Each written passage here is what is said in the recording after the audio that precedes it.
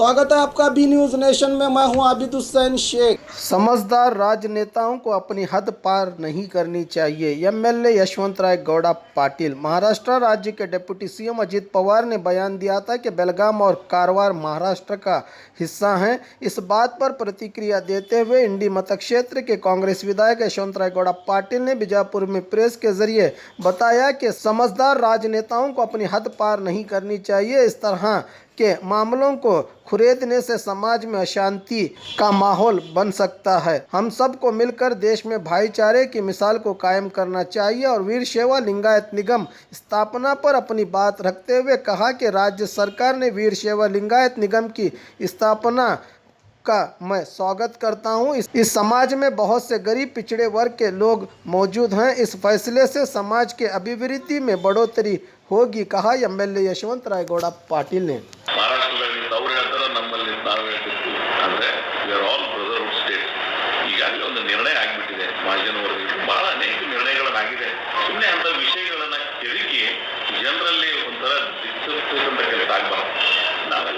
ಕರ್ನಾಟಕದಲ್ಲಿದ್ದೀವಿ, ಅವರು ಒಂದು ಮಹಾರಾಷ್ಟ್ರದಲ್ಲಿದ್ದಾರೆ. ನಾವು ಇಡೀ ದೇಶದೊಳಗೆ ಎಲ್ಲರೂ ಬ್ರದರ್ಹುಡ್ ಸ್ಟೇಟ್ಸ್ ಆಗಿ ನಾವು ಬದುಕಬೇಕಾಗ್ತದೆ. ಇಂಥ ಸಣ್ಣ ವಿಚಾರಗಳಿಗೆ ರಾಜಕೀಯವಾಗಿ ಬಳಕೆ ಮಾಡಬಾರ್ದು. ನನ್ನ ತಿಳುವಳಿಕೆ ಪ್ರಕಾರ ಪ್ರಜ್ಞಾವಂತ ನಾಯಕರುಗಳು ಇದ್ದಂಥವರು ನಮ್ಮ ಮಿತಿಗಳನ್ನು ನೋಡಿಕೊಂಡು ಜನರ ಭಾವನೆಗಳಿಗೆ ಧಕ್ಕೆ ತರಲಾರ್ದಂಗೆ ನಮ್ಮ ನಡವಳಿಕೆಗಳು ಇರಬೇಕು. ಯಾಕೆ ಒಳ್ಳೆಯದನ್ನ ಅಪೇಕ್ಷೆ ಪಡಬಾರ್ದೆ. ಆಗಲಿಲ್ಲ ಅಂದ್ರೆ ನಾವು ನೀವು ಮಾತಾಡೋಣಲ್ಲ. ನಿನ್ನೆ ಹುಟ್ಟಿದೆ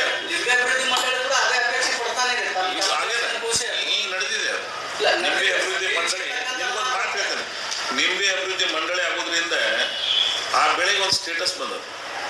ಆ ಬೆಳೆಗಳ ಮೇಲೆ ಸಂಶೋಧನೆ ಮಾಡಿ ಹೊಸ ಆವಿಷ್ಕಾರಗಳು ಏನದಾವ ಅನ್ನುವಂಥ ಚಿಂತನೆ ನಡೆದವು. ನೀವು ಎಲ್ಲದಕ್ಕೂ ಆರ್ಥಿಕವಾಗಿಯೇ ಸಹಾಯ ಮಾಡಿದ್ರೆ ಮಾತ್ರ ಮಂಡಳಿ ಅಂತ ಅನ್ಕೋಬೇಡಿ. ಇವತ್ತು ವೀರಶೈವ ಲಿಂಗಾಯತ ಅಭಿವೃದ್ಧಿ ಮಂಡಳಿ ಮಾಡುವ ಮುಖಾಂತರ ಎಲ್ಲರಿಗೂ ಸಹಾಯ ಆಗ್ತದೆ ನಾನು ಭಾವಿಸಂಗಿಲ್ಲ. ಆದ್ರೆ ಆ ನಿಗಮದ ಮೂಲಕ ಅತ್ಯಂತ ನಿರ್ಗತಿಕರಣ ಕೆಲವು ಜನರಿಗೆ ಸಹಾಯ ಆದರೂ ಸಹಿತ ನಾವು ಅದನ್ನು ಸ್ವಾಗತಿಸೋಣ.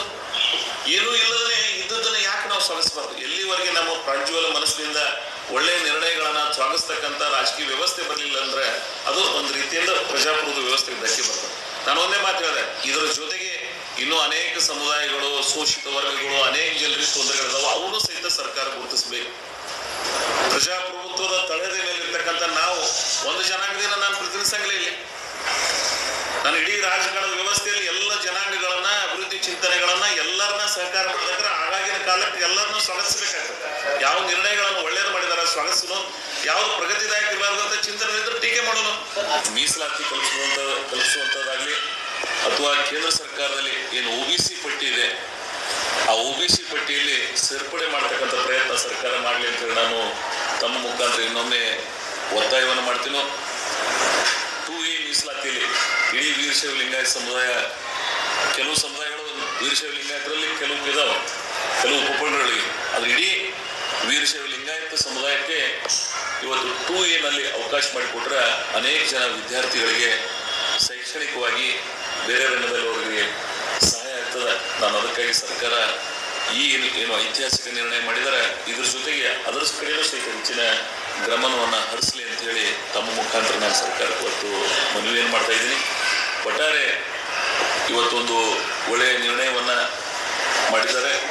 ಇದು ಇಡೀ ಸಮುದಾಯ ಇವತ್ತು ಅತ್ಯಂತ ಸಂತೋಷದಿಂದ ಸ್ವಾಗತಿಸಿದ್ದೀವಿ. ಮುಂದೆ ಇಂಥ ನಿರ್ಣಯಗಳು ಈ ಸಮುದಾಯದ ಪರವಾಗಿ ಮತ್ತು ಸರ್ವ ಜನಾಂಗದ ಪರವಾಗಿ ಹಿತ ಕಾಪಾಡ್ತಕ್ಕಂಥ ಪ್ರಯತ್ನ ಸರ್ಕಾರ ನಿರಂತರವಾಗಿ ಮಾಡಲಿ ಅಂತ ಹೇಳಿ ನನ್ನ ಅಪೇಕ್ಷೆ.